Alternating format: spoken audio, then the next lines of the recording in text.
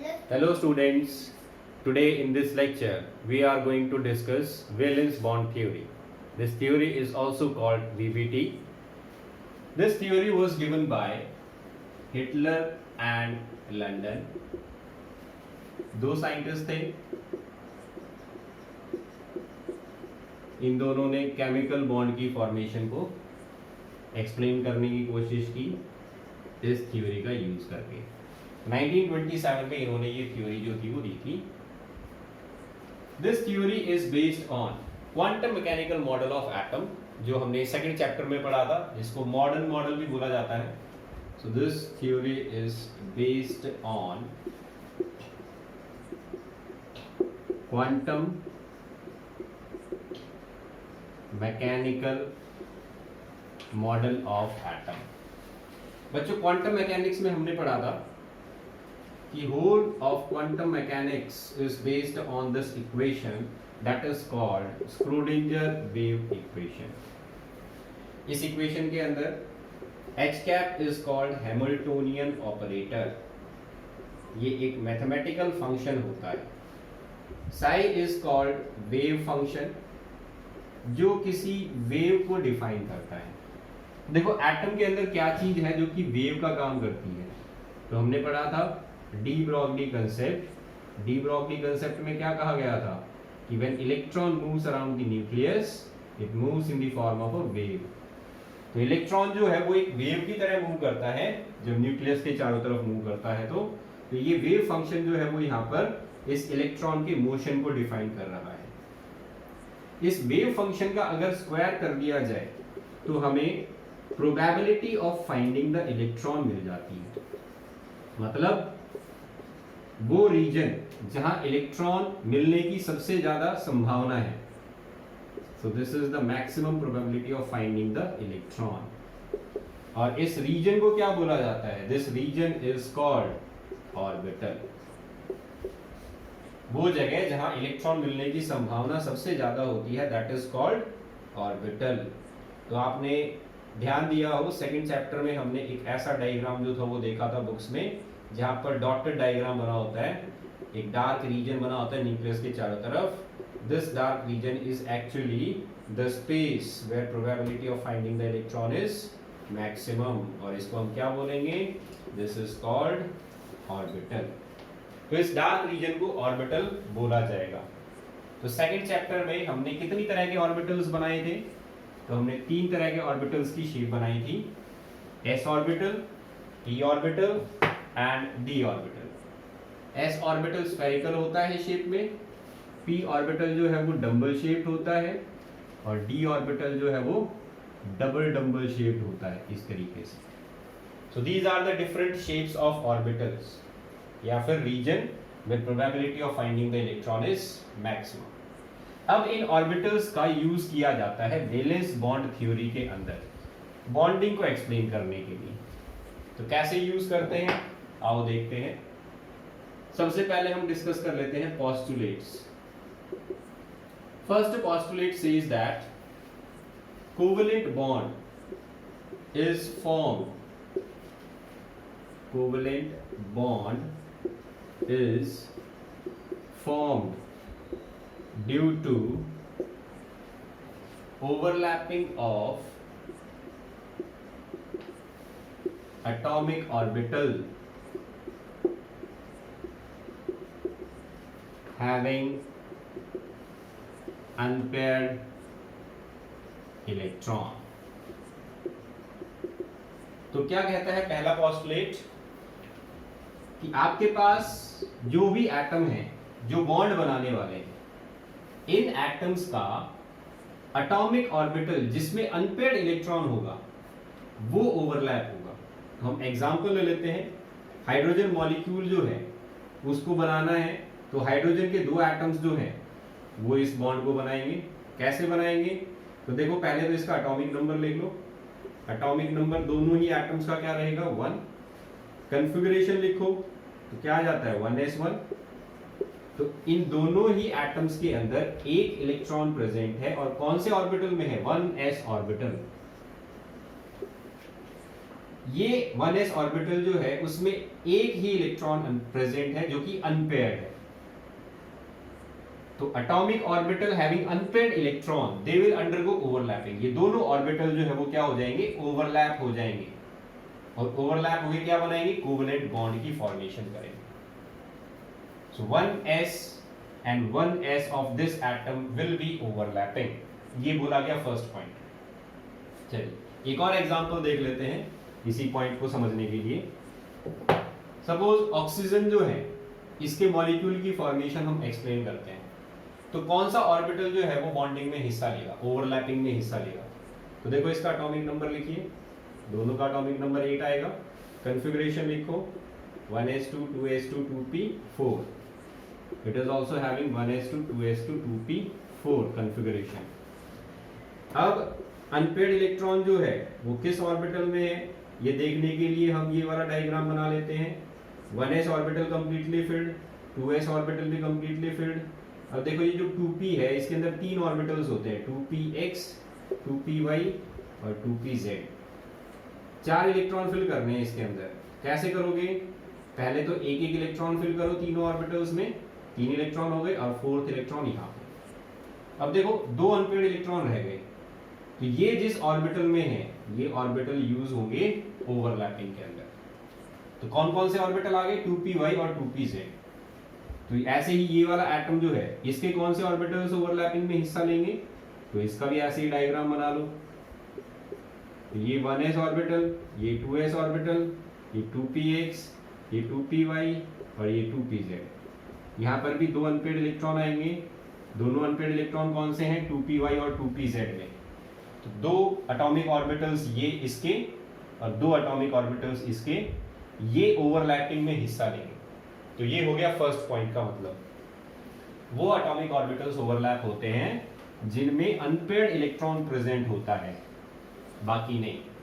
चलिए अब आते हैं सेकंड पॉइंट पे। सेकंड पॉइंट क्या कहता है, the overlapping atomic orbitals, overlapping atomic orbitals must have electron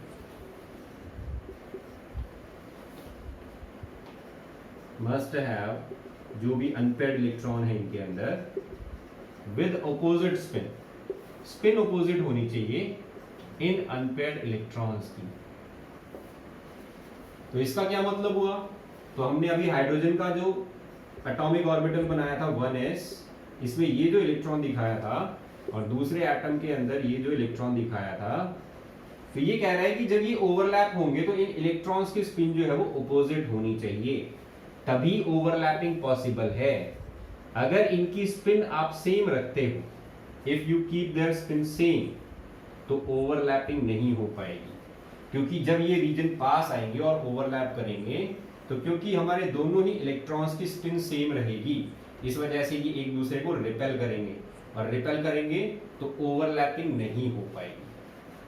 तो अगर इन ऑर्बिटल्स को ओवरलैप करना है तो इलेक्ट्रॉन्स की स्पिन क्या होनी चाहिए, ऑपोजिट होनी चाहिए, ताकि जब ये दोनों ओवरलैप हो तो ये इलेक्ट्रॉन्स इजीली क्या हो जाए, पेयर हो जाए। ये बात बोली जा रही है सेकंड पॉइंट में। तो जो भी मॉलिक्यूल आप बना रहे हो, उसका जो भी ऑर्बिटल आप ओवरलैप करवा रहे हो, उसके अंदर इलेक्ट्रॉन्स की स्पिन जो है वो क्या रखनी है, ऑपोजिट रखनी है। ऐसे ही आप ऑक्सीजन का जो मॉलिक्यूल है उसमें भी आप यही बात जो है वो अप्लाई कर सकते हैं। अभी हमने डायग्राम बनाया था 1s2 2s2 एंड 2p4। तो 4 इलेक्ट्रॉन्स थे, अनपेयर्ड इलेक्ट्रॉन किसमें थे, 2py और 2pz में। ऐसे ही दूसरा एटम था, इसके अंदर भी 1s2 2s2 एंड 2p4। तो इनके जब इलेक्ट्रॉन्स आप शो करेंगे तो ओवरलैपिंग के टाइम पे ये इलेक्ट्रॉन्स जो है वो क्या हो जाते हैं, इनको अगर आप अपवर्ड स्पिन से शो कर रहे हो तो इन दोनों को डाउनवर्ड स्पिन से शो करना, तभी ओवरलैपिंग पॉसिबल होगी। तो y वाला जो है वो y के साथ ओवरलैप होगा और z एक्सिस वाला z एक्सिस के साथ ओवरलैप होगा। इस तरीके से ओवरलैपिंग होगी, ठीक है। तो ये हो गया हमारा सेकंड पॉइंट। जो इलेक्ट्रॉन्स हैं, जो अनपेयर्ड इलेक्ट्रॉन्स हैं एटॉमिक ऑर्बिटल्स में, they must have opposite spin, only then overlapping will be possible, otherwise not. चलिए अब हम आ जाते हैं थर्ड पॉइंट पे। थर्ड पॉइंट जो है वो ये कहता है जितनी ज्यादा ओवरलैपिंग होगी, greater is the extent of overlapping, जितनी ज्यादा ओवरलैपिंग होगी उतना ही स्ट्रॉन्ग बॉन्ड बनेगा, stronger is the bond form. तो हम यहां पर क्या लिख सकते हैं, एक्सटेंट ऑफ ओवरलैपिंग या फिर area of overlapping is directly proportional to bond strength. जितनी ज्यादा ओवरलैपिंग उतना ही ज्यादा स्ट्रॉन्गर बॉन्ड बनेगा। ये हो गया थर्ड पॉइंट। इसको हम आगे समझेंगे अभी जब फोर्थ पॉइंट हम डिस्कस करेंगे तब। चलो फोर्थ पॉइंट पे आ जाते हैं। फोर्थ पॉइंट क्या कहता है, फोर्थ पॉइंट सेज दैट जब ऑर्बिटल्स ओवरलैप करते हैं तो दो तरीके से ओवरलैपिंग पॉसिबल है। Two types of overlapping of atomic orbital take place। क्या है ये दो टाइप? फर्स्ट है head on overlapping. Head on overlapping या इसको एक्सियल ओवरलैपिंग भी बोला जाता है। तो देखो बच्चों क्या है इसका मतलब, एक्सियल ओवरलैपिंग या हेड ऑन ओवरलैपिंग किसको बोल रहे हैं हम? यहां पर पहले तो एक लाइन लिख लो, व्हेन ओवरलैपिंग ऑफ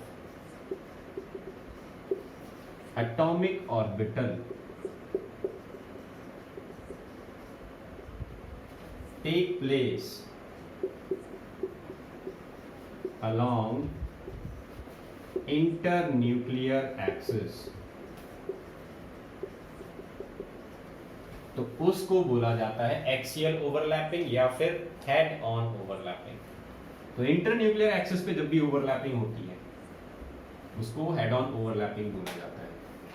ठीक है, जब भी हेड ऑन ओवरलैपिंग होगी या इंटरन्यूक्लियर एक्सिस के अलोंग ओवरलैपिंग होगी तो इट फॉर्म्स सिग्मा बॉन्ड, हमेशा सिग्मा बॉन्ड बनेगा जब भी ये ओवरलैपिंग होगी।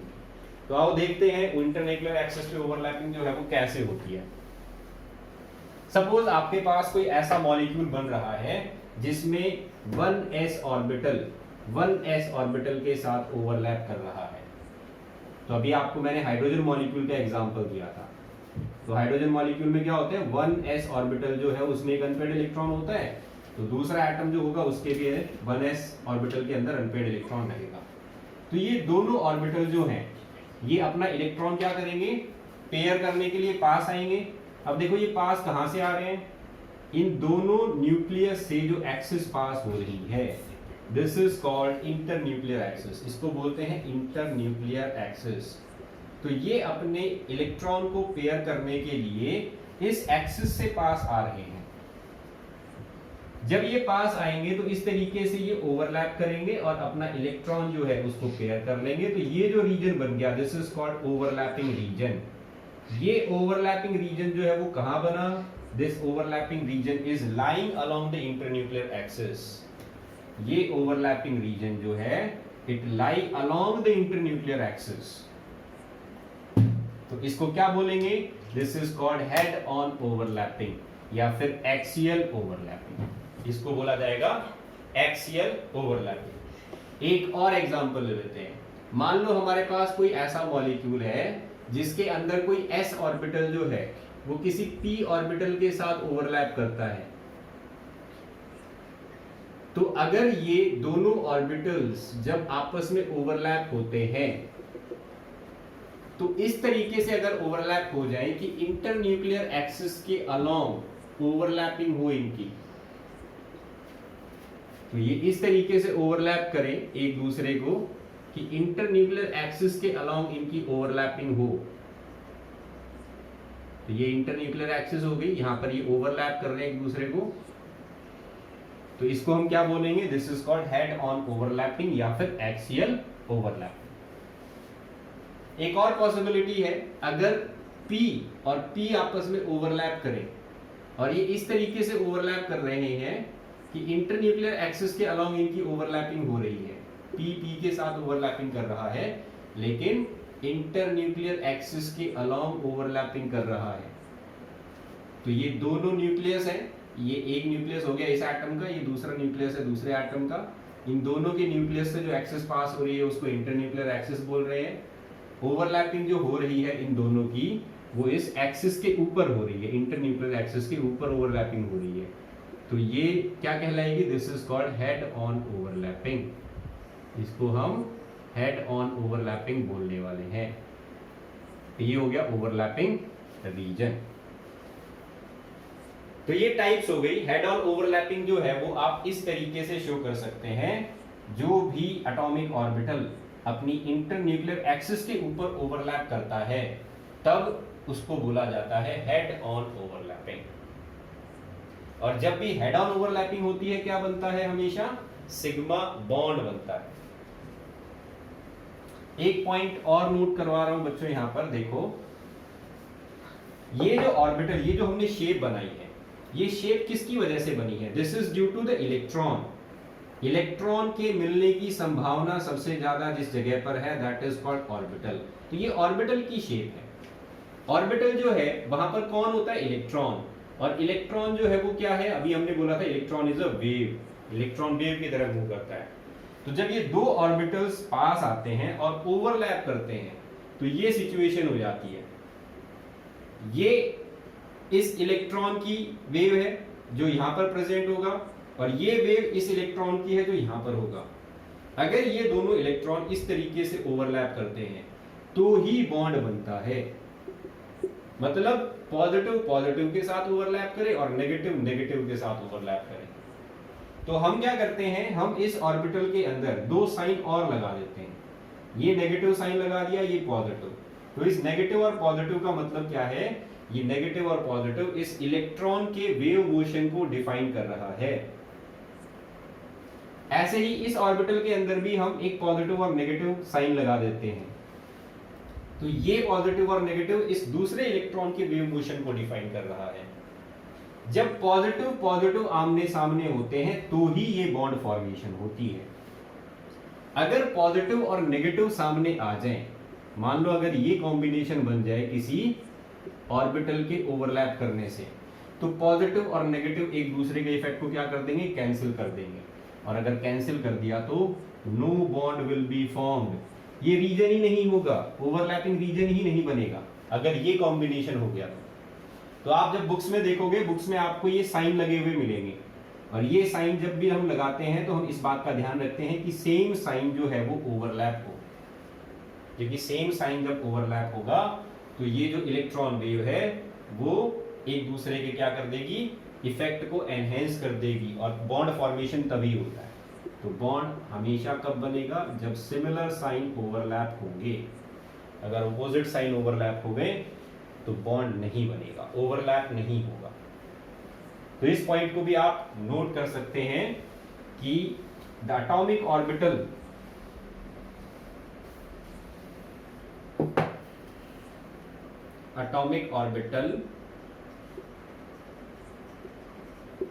with positive orientation overlaps with positive, then overlapping या फिर कह लो कि भाई केमिकल बॉन्ड इज फॉर्म। ठीक है, ओवरलैपिंग तभी हो पाएगी जब पॉजिटिव पॉजिटिव के साथ ओवरलैप हो। पॉजिटिव अगर नेगेटिव के साथ ओवरलैप कर दिया तो no chemical bond is form. तो ये पॉइंट भी आप नोट कर लेना। एटॉमिक ऑर्बिटल्स जो होते हैं इनमें हम साइन लगाते हैं, ये साइन जो है वो इस इलेक्ट्रॉन वेव को रिप्रेजेंट करता है। तो इसका पॉजिटिव, ऐसे ही पी ऑर्बिटल जो है उसमें भी पॉजिटिव और नेगेटिव साइन रहेगा। पॉजिटिव पॉजिटिव के साथ ओवरलैप होगा तो ही बॉन्ड बनेगा। ऐसे ही हम पी और पी की ओवरलैपिंग जब दिखाते हैं यहाँ पर भी हम ये साइन शो करते हैं। तो ये हो गया। चलिए, ये हो गई हेड ऑन ओवरलैपिंग। अब आते हैं दूसरी टाइप पे। सेकेंड टाइप ऑफ ओवरलैपिंग क्या है, जिसको बोला जाता है साइडवेज ओवरलैपिंग। साइडवेज ओवरलैपिंग क्या होती है? Sideways overlapping atomic orbital perpendicular to the internuclear axis overlap sideways, तो उसको बोलते हैं हम साइडवेज ओवरलैपिंग। सेकेंड पॉइंट, जब भी साइडवेज ओवरलैपिंग होती है it always form pi bond. कौन सा बॉन्ड बनेगा साइडवेज ओवरलैपिंग से? पाई बॉन्ड बनेगा। तो हेड ऑन ओवरलैपिंग से तो सिग्मा बॉन्ड बन रहा है, साइडवेज ओवरलैपिंग से क्या बनता है? Pi bond. अब इसका देखिए, पाई बॉन्ड जो है कब बनेगा? तो जब भी हम इंटरन्यूक्लियर एक्सिस के परपेंडिकुलर ओवरलैपिंग करेंगे, perpendicular to the internuclear axis. अभी मैंने आपको एक साइन कन्वेंशन बताया था, हमारे पास तीन एक्सिस होती हैं, इसको हम जेड एक्सिस लेते हैं हमेशा। This is Y axis and this is taken as X axis. तो वीबीटी के अंदर आप कोई भी ऑर्बिटल बनाते हो, अगर आप इंटरन्यूक्लियर एक्सिस पे बना रहे हो ऑर्बिटल, जैसे कि ये ऑर्बिटल बना दिया मैंने पी जेड, तो ये हमेशा हॉरिजॉन्टल पे लिया जाएगा, जेड एक्सिस हमेशा हॉरिजॉन्टल ली जाएगी। वाई एक्सिस जो है उसको हमेशा हम वर्टिकल लेंगे, और एक्स एक्सिस जो है वो हमारी above and below the plane रहेगी, बोर्ड से बाहर और बोर्ड से अंदर की तरफ। तो ये इंटरन्यूक्लियर एक्सिस जो है इसके परपेंडिकुलर कौन से ऑर्बिटल आए? वाई और एक्स। जेड तो हमारी क्या हो गई? Z is our internuclear axis, तो इसके परपेंडिकुलर क्या आ गए? वाई और एक्स। तो जब भी पी वाई के साथ ओवरलैप करता है या पी एक्स के साथ ओवरलैप करता है, तब उसको बोला जाता है साइडवेज ओवरलैपिंग। पीजेड को पीजेड के साथ ओवरलैपिंग करोगे तो ये डायग्राम बन जाएगा, और ये ओवरलैपिंग हमेशा क्या रहती है? Head on overlapping. तो साइडवेज ओवरलैपिंग की हमारे पास दो ही पॉसिबिलिटी हैं, पी वाई के साथ ओवरलैप करे या पी एक्स के साथ ओवरलैप करे। तो कैसे शो करेंगे इसको? देखो, ये इंटरन्यूक्लियर एक्सिस थी, ये हमारी वाई एक्सिस है, इस पे ये ऑर्बिटल है, this is called p y orbital. तो कोई भी एटम ऐसा है जिसका पी वाई ऑर्बिटल जो है वो दूसरे एटम के पी वाई ऑर्बिटल के साथ ओवरलैप करेगा। तो यहाँ पर भी साइन सेम होना चाहिए, तभी ओवरलैपिंग पॉसिबल है।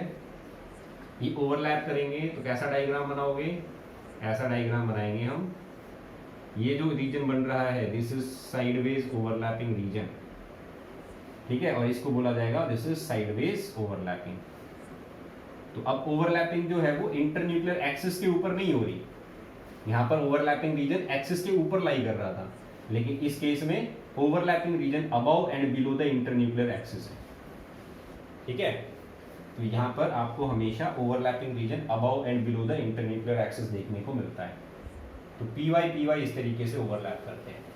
ऐसे ही अगर मैं पी एक्स और पी एक्स की ओवरलैपिंग दिखाऊं तो वो कैसे दिखाई जाएगी? तो देखो, ये हमारी जेड एक्सिस, ये हमारी वाई एक्सिस, ये हमारी एक्स एक्सिस है।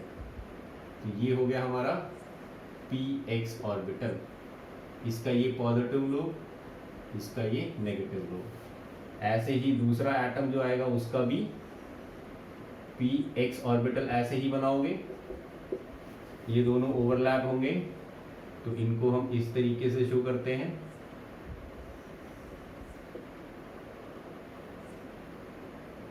ये ओवरलैपिंग रीजन आ गया, ठीक है, और इसको थोड़ा सा छोटा कर लो भाई, क्योंकि इतना बड़ा होता नहीं है sideways overlapping region.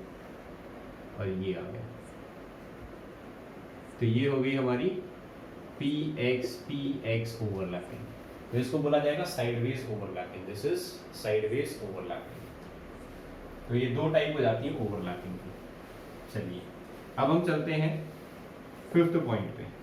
Fifth point या फिफ्थ पोस्टुलेट जो है वो क्या कहता है, shape of molecule depends on the direction of atomic orbitals. Atomic orbitals की डायरेक्शन जो है उस पर डिपेंड करता है कि मॉलिक्यूल की शेप क्या हो।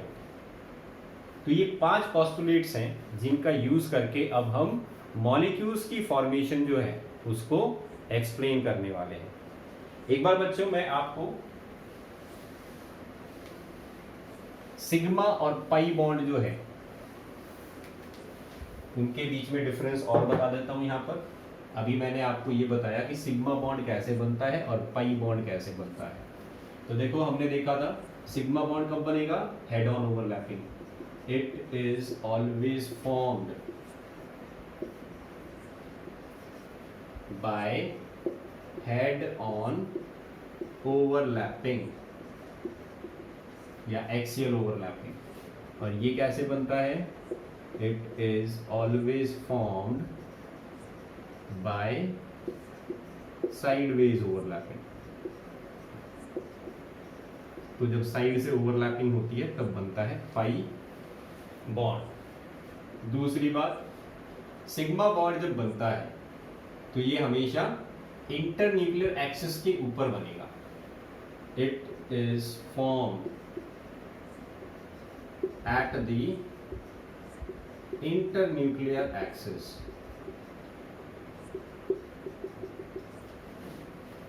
और जबकि पाई बॉन्ड जो है वो कैसे बनता है, ये बनता है perpendicular to the internuclear axis. It is formed perpendicular to the internuclear axis. Third point, अभी हमने क्या पढ़ा था, हेड ऑन ओवरलैपिंग जब होती है तो ये जो रीजन होता है ओवरलैपिंग रीजन ये ज्यादा होता है। अगर आपने नोट नहीं किया है तो नोट कर लो इस चीज को। The extent of overlapping is high in head on overlapping. तो इस वजह से यहां पर हम लिख सकते हैं because extent of overlapping is large in head on overlapping, so sigma bond is a stronger bond। तो ध्यान रखना बच्चों इस चीज को, जो हेड ऑन ओवरलैपिंग होती है उसमें एरिया ऑफ ओवरलैपिंग जो होता है वो ज्यादा रहता है। इस वजह से ये बॉन्ड कैसा होता है, स्ट्रॉन्गर होता है। तो ये जो ओवरलैपिंग है इंटरन्यूक्लियर एक्सिस के ऊपर, इसको हेड ऑन ओवरलैपिंग बोला, ये एरिया ज्यादा होता है, ठीक है, it has a large area. लेकिन दूसरी तरफ अगर हम पाई बॉन्ड को देखें तो यहां पर क्या देखने को मिलता है, extent of overlapping is less in sideways overlapping.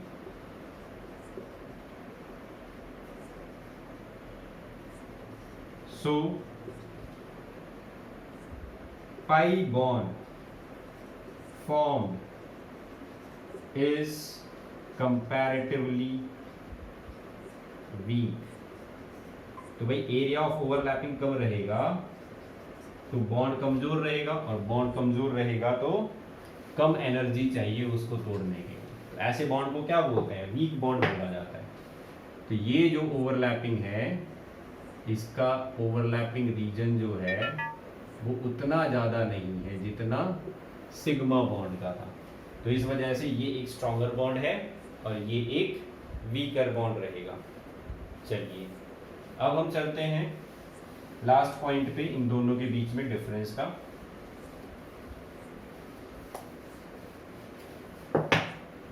Sigma bond जो है इसके अलाउंग रोटेशन पॉसिबल हो सकती है, ठीक है।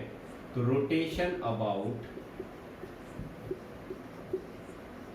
sigma bond is पॉसिबल, जबकि यहाँ पर क्या आ जाएगा, rotation about pi bond is not possible. क्या मतलब है इस पॉइंट का? तो देखो मेरे पास हाइड्रोजन के दो एटम हैं, ये दोनों एक बॉन्ड बना रहे हैं। आप हाइड्रोजन के किसी एक एटम को पकड़ लो और दूसरे एटम को आप रोटेट कर दो, तो ये रोटेशन पॉसिबल होती है क्योंकि हमारे पास सिंगल बॉन्ड था। रोटेशन जो है वो इसके अराउंड पॉसिबल है।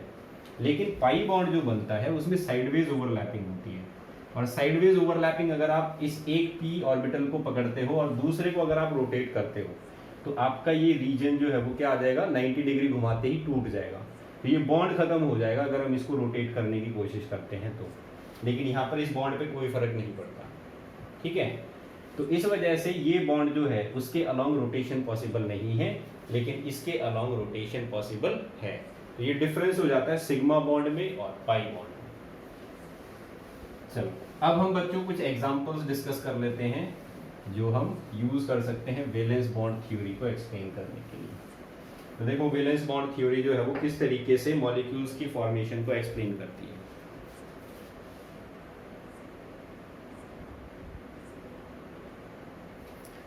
सबसे पहला मॉलिक्यूल हम एक्सप्लेन करते हैं हाइड्रोजन गैस का मॉलिक्यूल। तो देखो इसकी फॉर्मेशन को वैलेंस बॉन्ड थ्योरी कैसे एक्सप्लेन करती है। दो एटम्स हैं हाइड्रोजन के जो आपस में बॉन्ड बनाएंगे। सबसे पहले इनका एटॉमिक नंबर लिखिए। एटॉमिक नंबर होता है 1 दोनों का। कॉन्फ़िगरेशन लिखो, कॉन्फ़िगरेशन क्या रहेगा 1s1। इसका कॉन्फ़िगरेशन, इसका भी 1s1। तो दोनों ही ऑर्बिटल्स जो हैं इनके अंदर एक एक इलेक्ट्रॉन प्रेजेंट है। दोनों इलेक्ट्रॉन की स्पिन कैसी होनी चाहिए, ऑपोजिट होनी चाहिए, तभी ओवरलैपिंग पॉसिबल है। 1s ऑर्बिटल कैसे बनाया जाता है, स्फेरिकल। ये 1s ऑर्बिटल, ये भी स्फेरिकल, ठीक है। तो इसका पॉजिटिव साइन, इसका नेगेटिव, इसका पॉजिटिव, इसका नेगेटिव। ये दोनों जो हैं इंटरन्यूक्लियर एक्सिस से पास आएंगे। तो ये इंटरन्यूक्लियर एक्सिस बना दी, इससे ये दोनों एक दूसरे को अप्रोच करेंगे तो ये इस तरीके से ओवरलैप हो जाएंगे। ओवरलैप होंगे तो ये हो गया हमारा ओवरलैपिंग रीजन।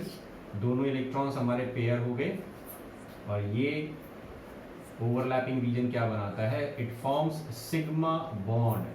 क्यों बना सिग्मा बॉन्ड, क्योंकि अभी हमने पढ़ा था जब भी इंटरन्यूक्लियर एक्सिस पे ओवरलैपिंग होती है तो कौन सा बॉन्ड बनता है, सिग्मा बॉन्ड। तो इस तरीके से हम इस मॉलिक्यूल को एक सिंगल लाइन से रिप्रेजेंट करते हैं। सिंगल लाइन का मतलब सिग्मा बॉन्ड जो है वो प्रेजेंट है इन दोनों एटम्स के बीच में। तो ये एक्सप्लेन हो गया हमारा हाइड्रोजन मॉलिक्यूल की formation by using valence bond theory. चलिए अब आते हैं दूसरे मॉलिक्यूल पे। दूसरा मॉलिक्यूल हम एक्सप्लेन करते हैं फ्लोरीन का मॉलिक्यूल, F2 मॉलिक्यूल। फ्लोरीन का मॉलिक्यूल कैसे बनेगा, देखो कैसे समझाया वैलेंस बॉन्ड थ्योरी ने। ये कहते हैं कि भाई दो फ्लोरीन के एटम्स है जो ये बॉन्ड बनाएंगे। इन दोनों का एटॉमिक नंबर लिख लेते हैं। एटॉमिक नंबर आ गया 9।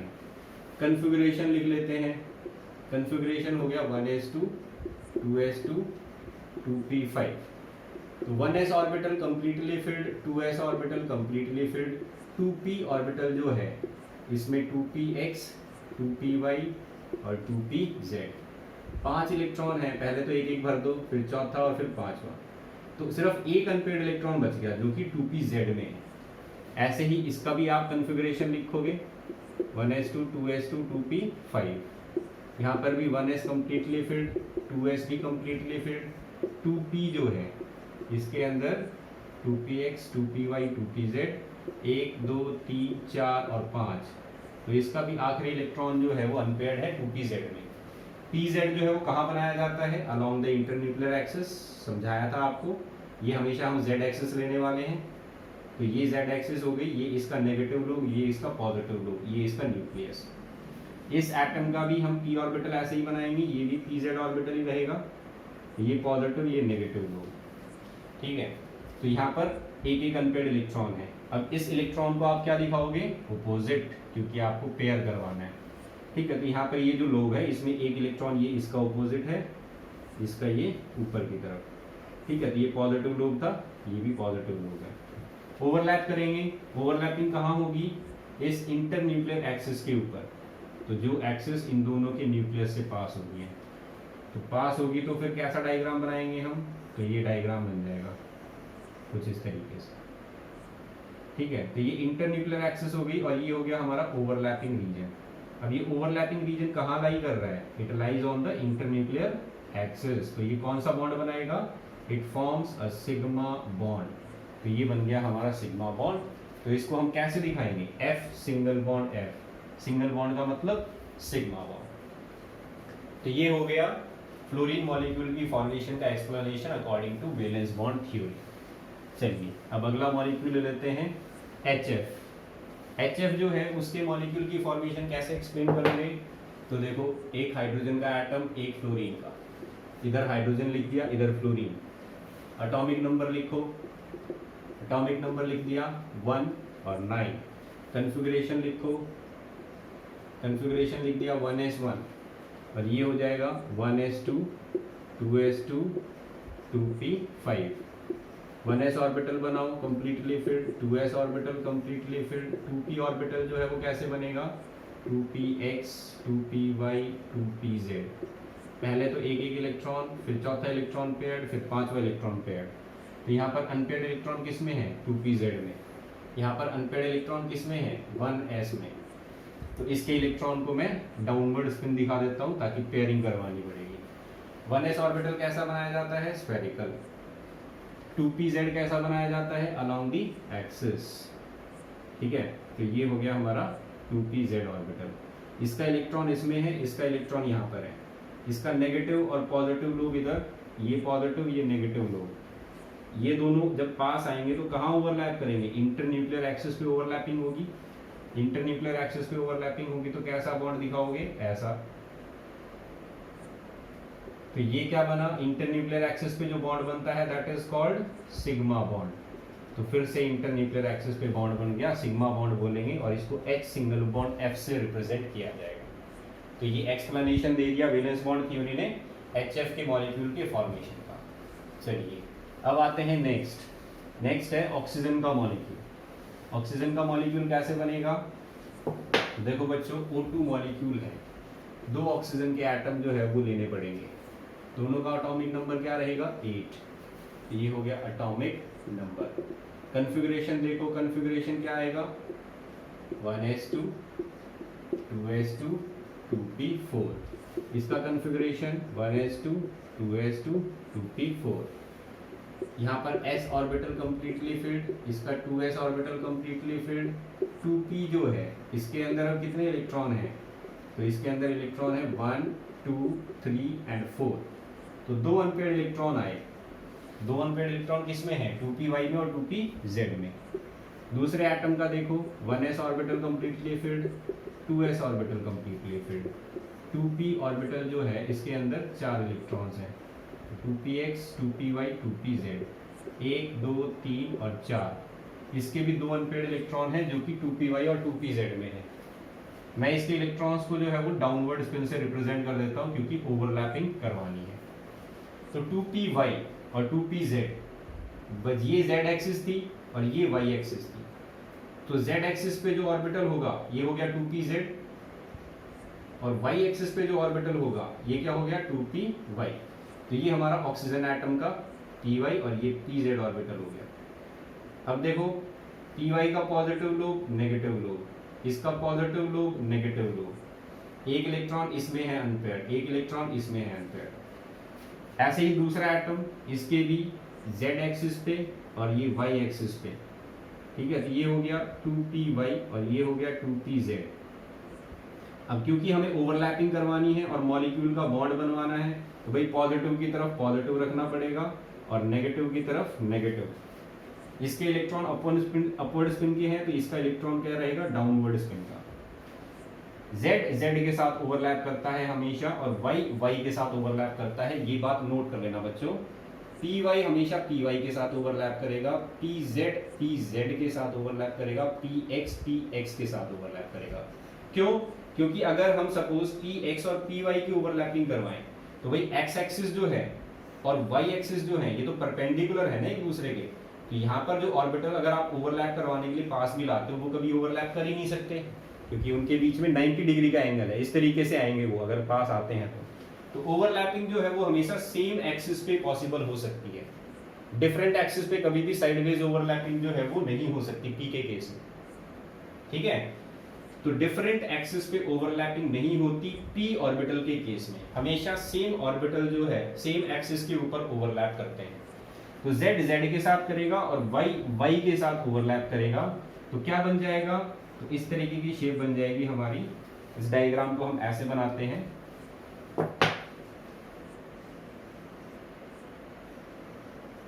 दिस इज 2pz, ये हमारा 2py था, ये इंटरन्यूक्लियर एक्सिस हो गई, ये दोनों साइडवेज ओवरलैपिंग करते हैं, इनकी साइडवेज ओवरलैपिंग होती है और ये हेड ऑन ओवरलैपिंग कर रहे हैं, ठीक है। तो ध्यान रखना इस चीज का, हेड ऑन ओवरलैपिंग जो है वो हो रही है pz एक्सिस पे, और साइडवेज ओवरलैपिंग जो है वो कहाँ हो रही है, py ऑर्बिटल py एक्सिस के ऊपर। तो अब जो बॉन्ड इंटरन्यूक्लियर एक्सिस पे बनता है उसको क्या बोलते हैं, सिग्मा बॉन्ड, और जो बॉन्ड इंटरन्यूक्लियर एक्सिस से परपेंडिकुलर बनता है उसको क्या बोलते हैं, पाई बॉन्ड।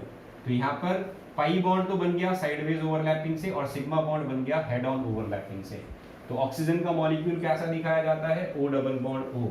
इस डबल बॉन्ड में एक क्या है, सिग्मा बॉन्ड, और दूसरा क्या है, पाई बॉन्ड।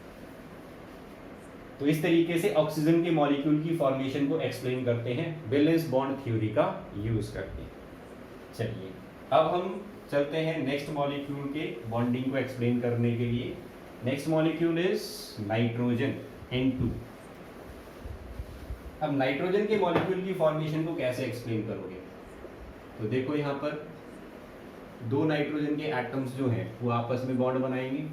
नाइट्रोजन का एटॉमिक नंबर क्या होता है, it is 7, atomic number is 7। Configuration क्या होगा, 1s2 2s2 2p3। तो दोनों ही एटम्स का कॉन्फ़िगरेशन क्या हो गया, 1s2 2s2 2p3। इसका अगर हम अनपेयर्ड इलेक्ट्रॉन देखें तो यहाँ पर 3 अनपेयर्ड इलेक्ट्रॉन हमें देखने को मिलते हैं, px py और pz में। 1s और 2s इसके कंप्लीटली फिल्ड है। ऐसे ही ये जो दूसरा एटम है सेम टू सेम इसके भी 3 इलेक्ट्रॉन्स रहेंगे जो px py और pz में अनपेयर्ड होंगे, बाकी सभी कंप्लीटली फिल्ड रहेंगे। ओवरलैपिंग करवाने के लिए मैं इसको क्या कर देता हूँ, अपोजिट स्पिन से दिखा देता हूँ, ये डाउनवर्ड स्पिन से रिप्रेजेंट कर लीजिए। तो ये तीनों ऑर्बिटल अब हिस्सा लेंगे बॉन्डिंग में, ठीक है। तो इनको कैसे ड्रॉ करते हैं हम, तो देखो तीनों एक्सिस बना हुआ, अब ये pz एक्सिस होगी, ये py एक्सिस होगी और ये px एक्सिस होगी। तो this is z, this is x and this is y। तो ये हो गए हमारे ऑर्बिटल्स जो इस नाइट्रोजन एटम के हैं। इन तीनों ऑर्बिटल्स में क्या क्या है, एक एक अनपेयर्ड इलेक्ट्रॉन प्रेजेंट है। ये इनके पॉजिटिव लोब है, ये इनके नेगेटिव लोब है। दूसरा नाइट्रोजन का एटम आएगा, उसके भी इसी तरीके से 3 ऑर्बिटल्स बनाने पड़ेंगे, pz py px। इनके पॉजिटिव ऑर्बिटल्स जो हैं, पॉजिटिव लोब्स जो हैं वो दिखा दो एक साइड, ये पॉजिटिव और तीसरा ऑर्बिटल जो है हमारा ये पॉजिटिव, बाकी ये तीनों नेगेटिव। अब देखो बच्चों क्या होगा, Z जो है वो Z के साथ ओवरलैपिंग करेगा, तो ये मैंने Z दिखा दिया। यहां पर कौन सी ओवरलैपिंग होती है, हमेशा pz पे हमेशा हेड ऑन ओवरलैपिंग होती है, एक्सियल ओवरलैपिंग, क्योंकि ये इंटरन्यूक्लियर एक्सिस पे लाई करता है। फिर आती है y की बात, y जो है वो क्या करेगा, साइडवेज ओवरलैपिंग। तो ये py है, ये इसका py हो गया, ये दोनों क्या करेंगे, ये साइडवेज ओवरलैप करेंगे, इस तरीके से दिखा दिया हमने। इसके बाद क्या बच गया, px बच गया, px को हम दिखा रहे हैं इस तरीके से, ठीक है। तो ये px है, ये दूसरा px है इसका, ये क्या करेगा, ये इसके साथ ओवरलैप होगा, तो इसको हम दिखाते हैं डबल लाइन से। तो अब देखो एक्सिस के ऊपर तो सिर्फ एक ही ओवरलैपिंग हो रही है pz और pz की, तो ये क्या बन गया, ये बन गया सिग्मा बॉन्ड। लेकिन जो साइडवेज ओवरलैपिंग हो रही है इससे क्या बनेगा, एक पाई बॉन्ड तो ये बन गया पी वाई की ओवरलैपिंग से, और एक पाई बॉन्ड बन गया पी एक्स और टी एक्स की ओवरलैपिंग से। तो आपके पास दो पाई बॉन्ड बन गए और एक सिग्मा बॉन्ड बन गया जब ये ऑर्बिटल्स आपस में ओवरलैप होते हैं तब। इस वजह से नाइट्रोजन का मॉलिक्यूल जब बनाया जाता है तो N triple bond N, triple bond का मतलब क्या है, इसमें एक सिग्मा है और दो पाई बॉन्ड है। तो याद रखना इस चीज को, डबल बॉन्ड जब होता है तो एक सिग्मा एक पाई, ट्रिपल बॉन्ड जब होता है तो एक सिग्मा दो पाई। एक और इंपॉर्टेंट बात मैं आपको यहां पर समझा रहा हूं, कभी भी पाई बॉन्ड बिना सिग्मा बॉन्ड के नहीं बनेगा। मतलब ऐसा कोई मॉलिक्यूल आप नहीं देखोगे जिसमें सिग्मा बॉन्ड ना हो और सिर्फ पाई बॉन्ड हो, ठीक है। तो always sigma bond is formed first, note कर लो इस पॉइंट को, always sigma bond is formed first. पहले सिग्मा बॉन्ड बनता है फिर पाई बॉन्ड बनता है, ठीक है। Pi bond is formed after sigma bond. तो जिस भी मॉलिक्यूल में आपको पाई बॉन्ड दिखाई दे रहे हैं वहां पर सिग्मा बॉन्ड जो है वो जरूर दिखाई देगा। तो ये हो गई वैलेंस बॉन्ड थ्योरी की अप्रोच मॉलिक्यूल्स की फॉर्मेशन को एक्सप्लेन करने की। अब देखो बच्चों, यहां से क्वेश्चन जो है वो कई बार आपको मिल जाते हैं। कैसे क्वेश्चन पूछे जाते हैं, तो देखो एक क्वेश्चन बता रहा हूं, calculate number of sigma and pi bonds in. Molecule दे देगा आपको, जैसे कि फॉर एग्जांपल H2 में बताओ कितने सिग्मा और पाई बॉन्ड है।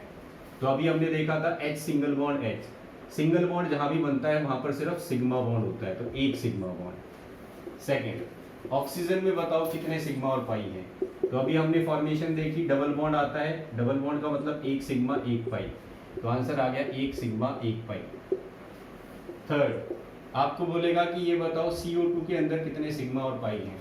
तो हमने स्ट्रक्चर बनाया था, CO2 का स्ट्रक्चर ऐसा बनता है, एक सिग्मा एक पाई इधर है, एक सिग्मा एक पाई इधर है, टोटल कितने हो गए, दो सिग्मा और दो पाई बॉन्ड। तो जहां पर भी डबल बॉन्ड दिख रहा है उसमें एक सिग्मा और एक पाई रहेगा। नेक्स्ट देखो, नेक्स्ट मॉलिक्यूल आ जाता है हमारे पास, चलो ये ले लेते हैं हम H2CO3 कार्बोनिक एसिड। तो देखो कार्बोनिक एसिड जो है इसको अगर मैं दो हाइड्रोजन हटा दूं तो CO3 2 का स्ट्रक्चर कैसा बनाया था, ऐसा बनाया था माइनस माइनस, तो माइनस चार्ज हटा दो, इसकी जगह क्या लगा दो, हाइड्रोजन। अब बताओ इसमें कितने सिग्मा है और कितने पाई है। तो सिंगल बॉन्ड का मतलब सिग्मा बॉन्ड, 1 2 3 4, डबल बॉन्ड का मतलब एक सिग्मा एक पाई, तो कितने सिग्मा हो गए, 5 सिग्मा एक पाई बॉन्ड। तो ये बन गया हमारा H2CO3 का स्ट्रक्चर। चलो H2SO4 में बताओ कितने सिग्मा बॉन्ड होंगे कितने पाई बॉन्ड होंगे। तो H2SO4 का स्ट्रक्चर जो है वो कैसा बनाया था, H2SO4, तो S double bond O double bond O single bond O single bond H single bond O single bond H। जहां भी सिंगल बॉन्ड है वहां पर क्या रहेगा, सिग्मा बॉन्ड। जहां डबल बॉन्ड है वहां एक सिग्मा एक पाई, एक सिग्मा एक पाई। कितने हो गए टोटल सिग्मा बॉन्ड, तो 4 और 2 6, 6 सिग्मा बॉन्ड हो गए और 2 पाई बॉन्ड हो गए। तो ये आ गया total number of sigma and pi bond. ऐसे क्वेश्चंस पूछे जाते हैं बच्चों आपसे कॉम्पिटिटिव एग्जाम में वैलेंस बॉन्ड थ्योरी के ऊपर बेस्ड। तो नंबर ऑफ सिग्मा और पाई बॉन्ड जो है वो कैलकुलेट करवा सकता है आपसे। चलो एक और क्वेश्चन जो है वो देख लो यहाँ पर, calculate the number of sigma bond and pi bond in SO3। तो sulphur trioxide, H double bond O double bond O double bond O, एक सिग्मा एक पाई, एक सिग्मा एक पाई, एक सिग्मा एक पाई, टोटल कितने हो गए, 3 सिग्मा और 3 पाई बॉन्ड। तो ये हो गया हमारा आंसर। तो इस तरीके के क्वेश्चंस बच्चों जो है वो प्रैक्टिस कर लेना। That's all for today.